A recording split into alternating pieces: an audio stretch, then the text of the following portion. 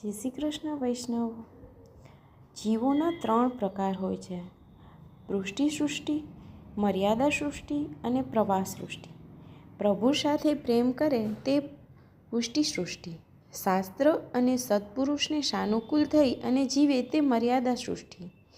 જેને માત્ર જીવવું જ છે, મરજી મુજબ મન માને તેમ જ જીવે તે પ્રવાહ સૃષ્ટિ। બહુ બધી સાધના કરવાથી કે બહુ બધી વિદ્યા ભણવાથી શ્રી ઠાકોરજીના દર્શન થતા નથી। શ્રી ઠાકોરજીના દર્શન ફક્ત હુંપણું છોડવાથી અને હું કાંઈ જ નથી એવી દીનતા રાખવાથી જ થાય છે।